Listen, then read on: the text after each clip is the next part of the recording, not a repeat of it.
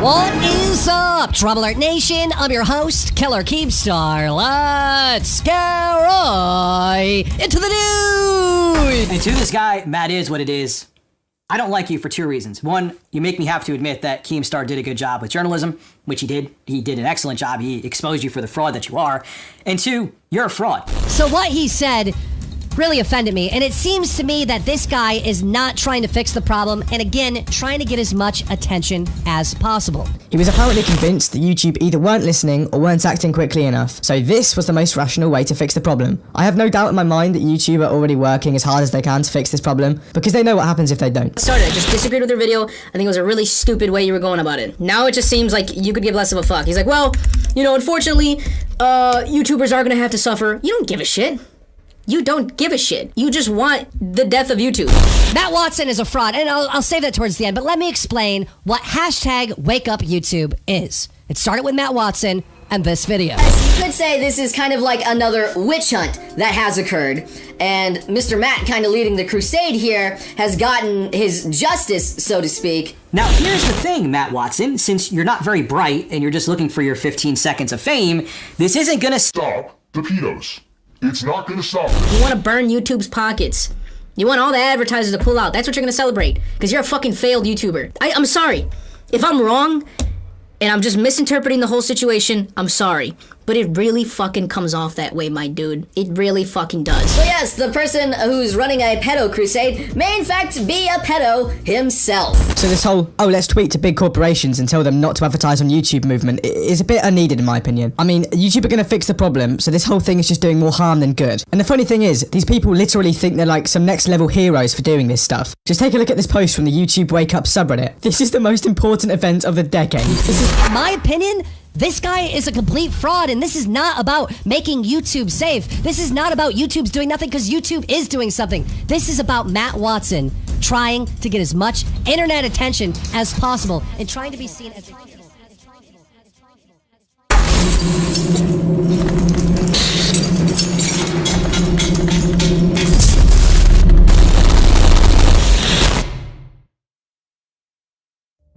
The online world of social media has been ablaze since the uploading of a video by a user named Matt's What It Is.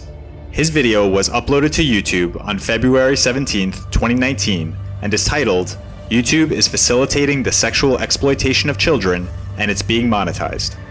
The video now has almost 3 billion views and has popularized the pre-existing hashtag YouTubeWakeUp, which also launched Matt Watson, the owner of the channel, into the spotlight and into the middle of a global controversy. Exposing Exploitation has followed this viral exposure, focusing intentionally on the reception from e-celebrities and YouTubers. We did this because the content of his video addresses disturbing themes that have become familiar to us over the course of our investigations. Matt did feature some content from a member of our group and our Exposing Exploitation subreddit very briefly in the video. For this, we acknowledge his contribution to spreading awareness about online pedo whales and how they abuse livestream videos that underage users publish on the YouTube platform. He also brought to attention the comments left by other pedophile users on these videos, comments made from channels that are most likely to be Google-branded YouTube accounts, mass created by pedophiles themselves. This mass number of branded YouTube accounts acts like a well-organized network enterprise to exploit children on the YouTube platform. Although many media outlets and commentators initially greeted Matt's video with agreement and support, a targeted counterforce has risen against him to censor and defame the entire YouTube WakeUp movement. You care more about money than you do about protecting people, you know? So what if it affects you? Go work at fucking KFC, bro. So what if it affects you? Go work at KFC. Okay. When his video, original video, had 30,000 views, I sent it to YouTube. All right, I say right here, we sent it to YouTube to get this content taken down. But obviously, Mr. Virtual signaling here, it means that I just care about money. No, you want... These actions compromise the mission of child protective campaigns, while sending the message to YouTube and Google that the safety of our children matters less than a corporation's hidden business practices. Many of these videos seek to attack Matt personally and claim that his involvement is a facade to gain popularity rather than creating a discourse on online child safety. Focusing on the actions of an individual discredits the movement or message they stand behind. Matt Watson has brought a tremendous amount of coverage to the shortcomings of a multi-billion-dollar industry, namely refusing to pay attention to child endangerment and how their online platforms help facilitate the exploitation of children. What this video aims to do is refocus the issue back onto the real problem, the abuse occurring on YouTube. To fully understand this, we will be explaining the history of #YouTubeWakeUp and how this label has changed over the years. Several years ago, many people noticed this issue and started spreading awareness under different hashtags or labels, with communities forming to attempt education of the public at large. #YouTubeWakeUp is a pressing issue needing further investigation, but we consider #PedoTube as the most important label to investigate currently. From what we have discovered, this is the oldest movement, originating at least 10 years ago, that covered YouTube's pedophile problem. Despite being published as early as 2009, they received little attention and never gained the traction they deserved. The original reporting of #PedoTube by a channel named Hogtie alludes to why they were seemingly buried. Even in 2009, his videos were being censored, removed from search results, and targeted by false flagging. The constant attacks on his #PedoTube videos resulted in anonymous groups mirroring and re-uploading the videos to keep spreading awareness, while also stopping them from being removed by bad actors.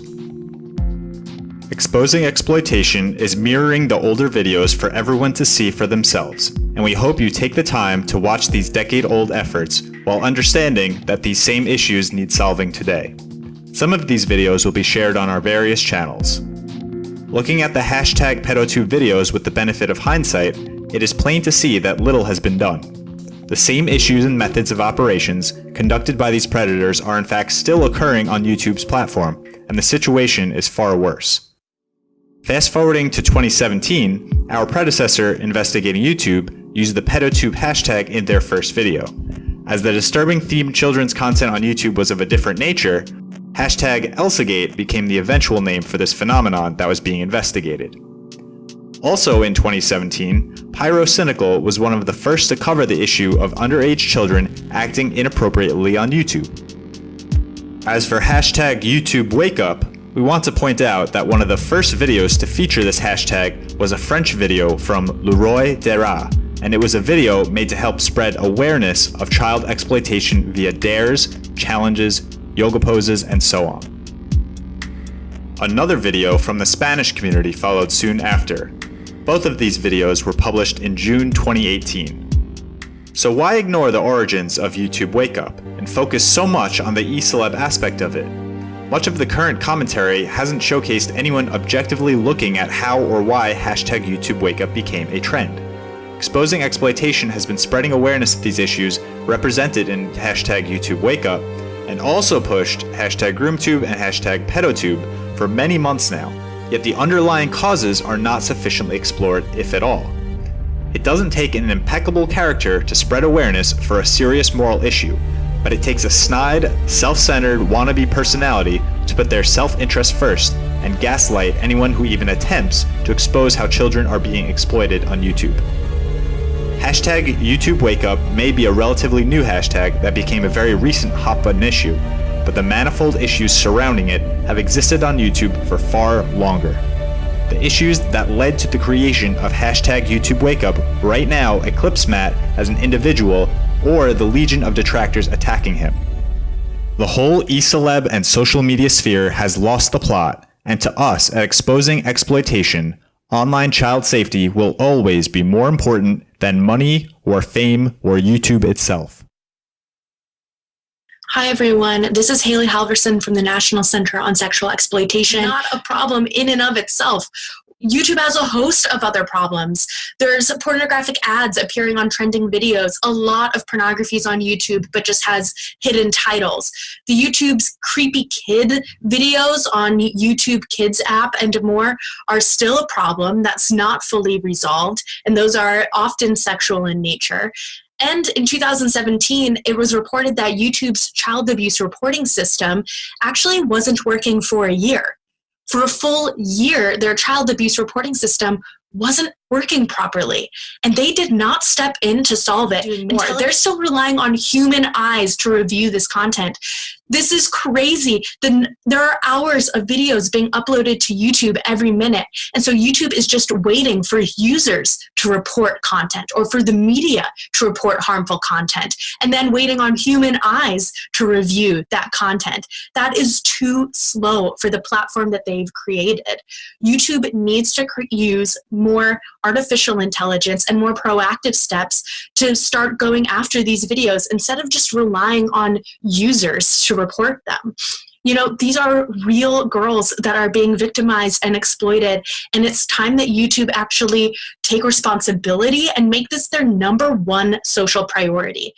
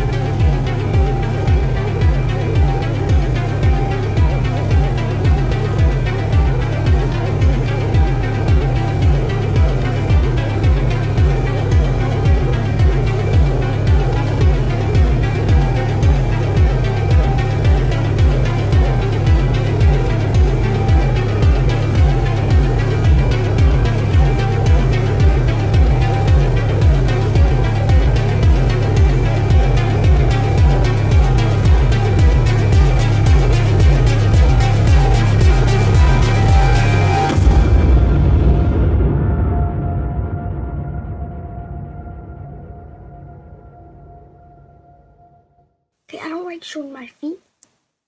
Not even to my best friend, not even to my mom. Here are my feet. Feet. There they are.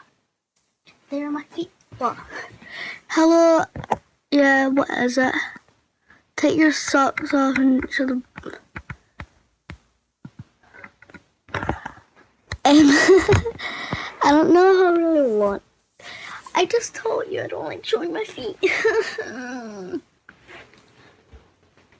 You shouldn't do stuff like that. Thank you.